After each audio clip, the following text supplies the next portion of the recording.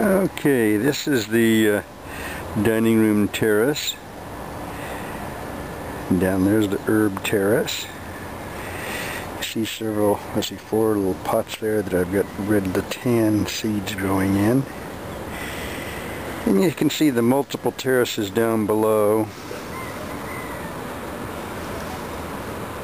And then the vista, and this is all being shot from our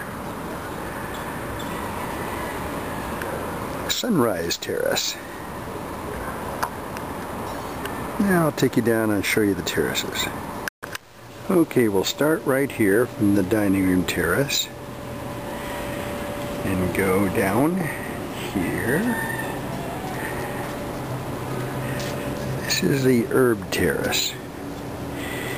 And you can see I've just removed lemongrass yesterday from one pot to give to some friends. So I have to plant something else there. These are all herbs.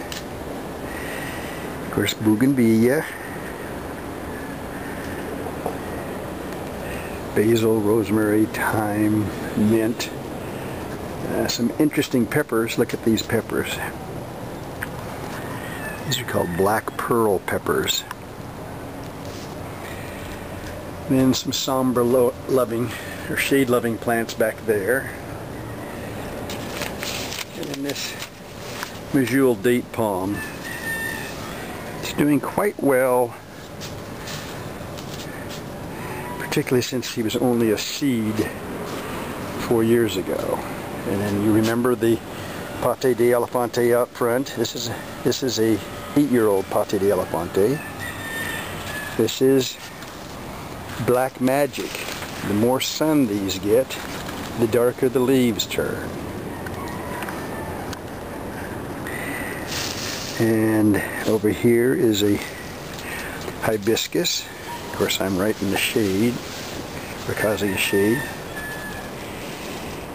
And over here, sago, and we're getting better growth than the books claim. They say 2 to 3 years growth. We've gotten well over 18 inches this last year. Here is a yellow hibiscus. This is just my growing bed of heliconia, different kinds of heliconia. Here's some here. So over here is oyster plant, which is really kind of pretty, the purple and the green. And back over here are some other kinds of heliconia and ginger. Heliconia and ginger. Back under the Erica palm, we have some somber loving plants. That's a bat plant down there. See the little black flower that looks like a bat? And then back behind, look at that. That's a Cuban royal. You can see how big he is. He will be over 60 feet tall. And then over next to him is another.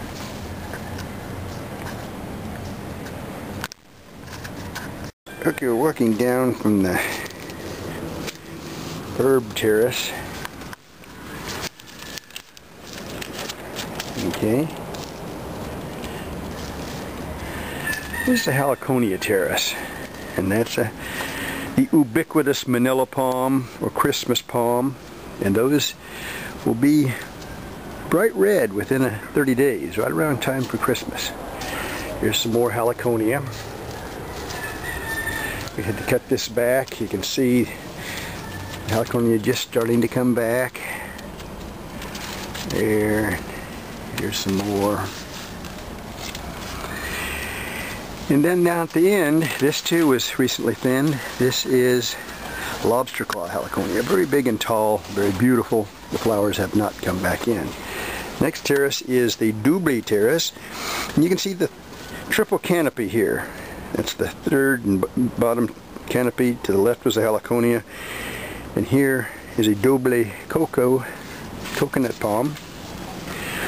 Over here is a latan, a red latan. This is the double coconut.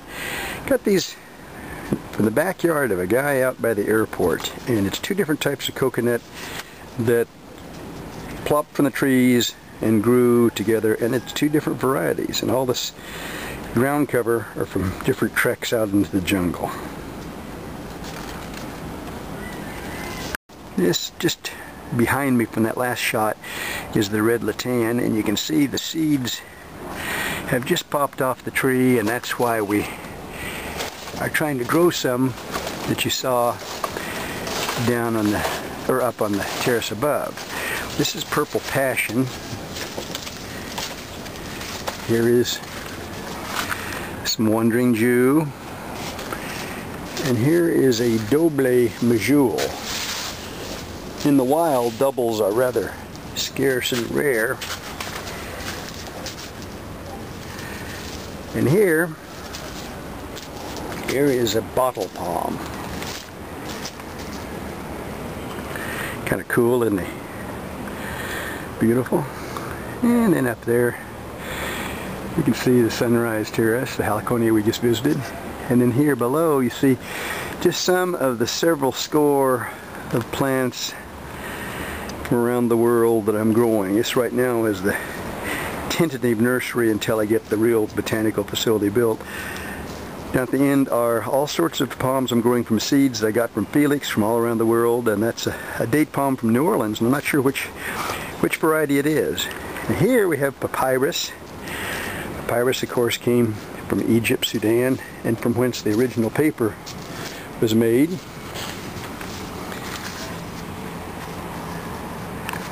There's the vista. We jokingly call this the elevator terrace. That is a cycad right there, that stub. That needs to be cut all the way back like that before it begins to grow. This is a real interesting, it's a needle type palm, and look at that, look at those sharp needles. And right next to it is a butterfly plant, and below it is a piña, and then Coupe de Oro,